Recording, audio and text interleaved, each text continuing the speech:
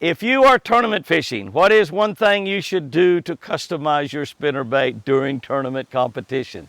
Absolutely all the time.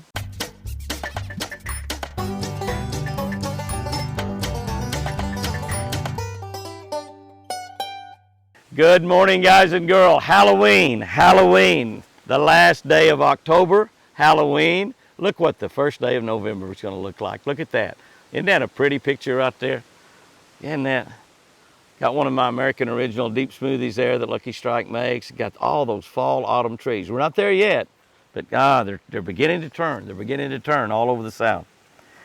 We're reading from a Catch a Better Life book. You can get this book, Daily Devotional, with a fishing tip and a scripture for every single day. You can get this book at jimmyhouston.com or at all Bass Pro and Cabela's stores. Matthew 13:58. He did not do many mighty works there because of their unbelief. They're talking about Jesus Christ. He did not do many mighty works there because of their unbelief. You know where he was? He was in his hometown when that was happening. He was in his home area where he grew up as a kid. People knew him, and yet he did not do many mighty works there because of their unbelief. Here's what I wrote about that. It's so easy to get discouraged fishing. Yeah, most kids often give up after just a few minutes fishing if they don't catch one. Some adults, pretty much the same. The trick is, and here's the deal, you got to believe you're going to catch one on the very next cast. That's right. You've got to believe you're going to catch one on the very next cast. Can I tell you? I believe, and I'm going to catch one every single cast. That's right. Every time I throw that thing out there, I think I'm going to catch one. Is this belief easy? Of course not. But we must do it to fight through all the casts that come home empty-handed. We make a lot of throws out there that we don't catch a fish. A lot of throws that come home empty-handed. You know, there are good casts when you throw out there and you get pretty close to where you're going to throw at and you're coming through an area where you think you might have a chance to catch a fish. That's a good cast. There are great casts when you make that cast out there that just gets this close to that log and your spinnerbait comes down the log. Or you throw out there and you're pulling through some brush. You feel, oh, I'm right in the middle of that brush pile out there 15 foot deep. Then there are perfect casts. Perfect casts are the ones that come back with a fish on the end of them.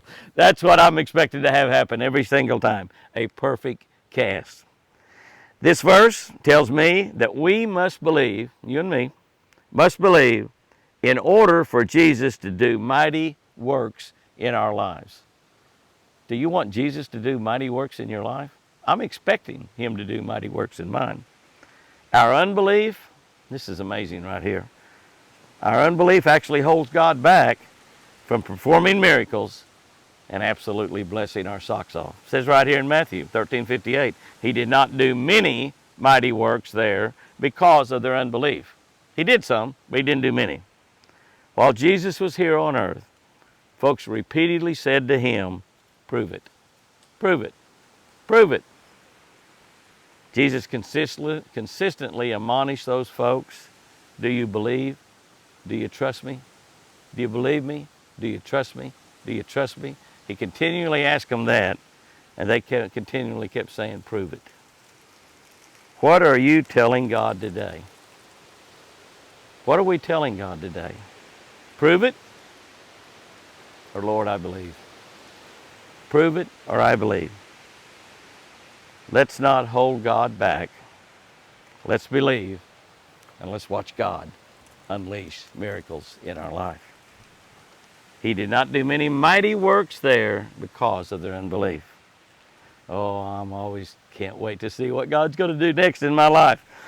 Here's our tip for today, and it's for tournament fishermen. When tournament fishing, always use a trailer hook on a spinnerbait. That's right. If you're going to fish a spinnerbait in tournament competition, put that trailer hook on there. Now, in order to do that, you need to learn how to use a spinnerbait with a trailer hook on it and not get hung up a lot. You need to learn how, when that bait starts to roll over on its side, to straighten it back up. When it comes and hits something, starts to roll over, because it does. You need to learn to pick your rod tip up a little bit, increase your reel speed a little bit, straighten it back up so that trailer hook doesn't get hung. A trailer hook on a spinnerbait.